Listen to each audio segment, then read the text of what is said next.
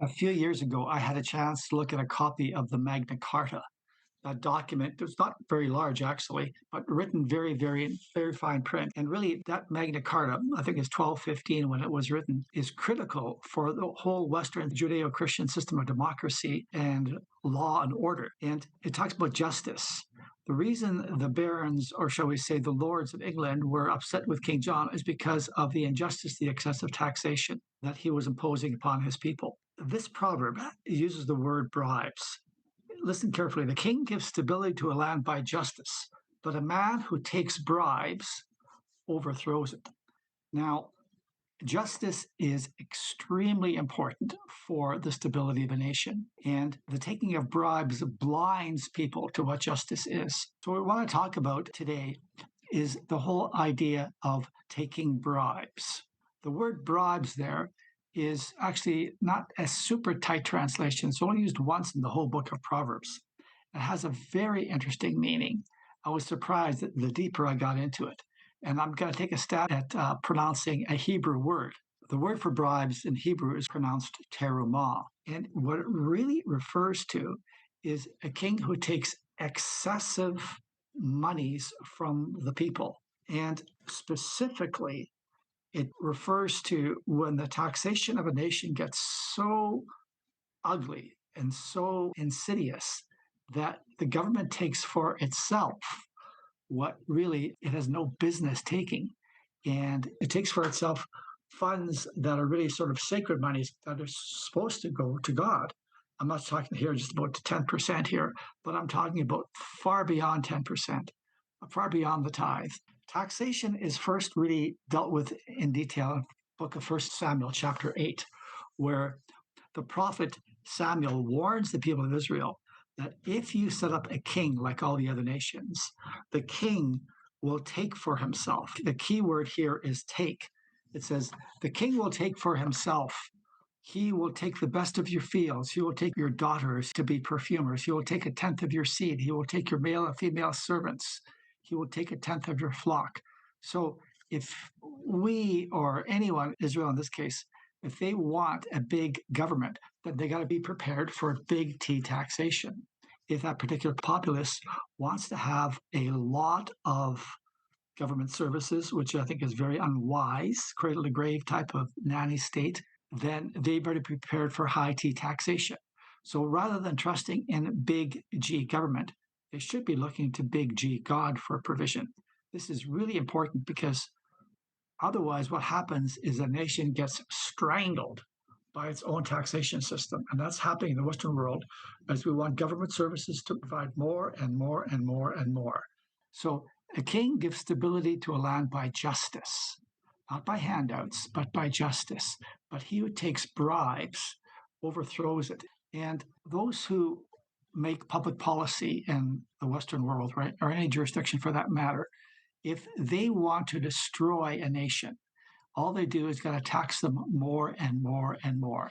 The implications are huge because what it implies is that a wise government will not even have an income tax. They will not tax production. On the contrary, they will encourage production.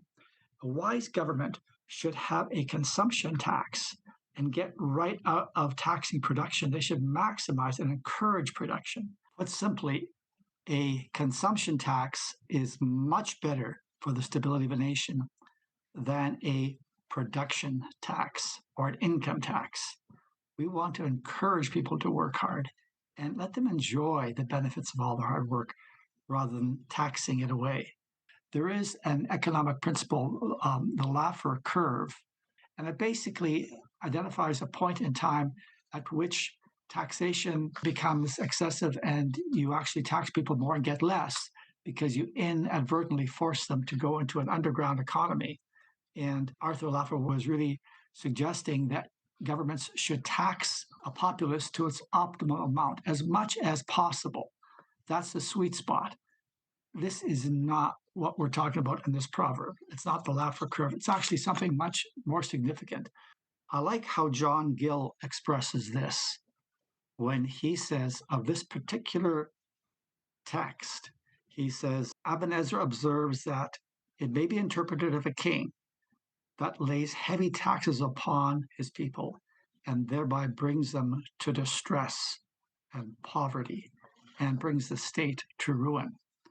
So, God's financial tips include a specific piece of guidance for those who make public policy. The king gives stability to a land by justice, but a man, in this case the king or the leader of any jurisdiction, who takes bribes, that is excessive amounts of revenue that should have gone for nobler purposes. Yes, there is a nobler purpose in the state, believe it or not, that those jurisdictions that engage such tyrannical taxation, they'll lead their nation to ruin. The solution to a stable land is not found in the sea of humanity that is from below, but actually from above, from God Himself, who is the ultimate authority. We have to migrate. We have to change in the Western world, change from trusting in big G government to bigger G God, who has infinite resources. We want freedom. We don't want government handouts and government control. But that's what we get when we get a king, a prime minister, a president, any system that has a huge amount of government take. And that leads to the destruction of a nation and the implosion of a nation.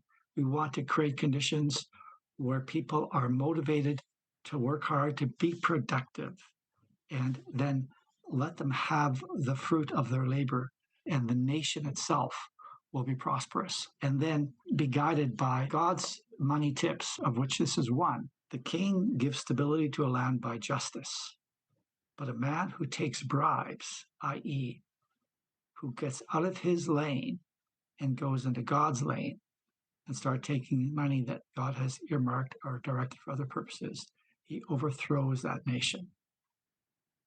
We hope and pray that Canada will be a prosperous nation as it once was when we feared God and obeyed His ways more earnestly than we do now.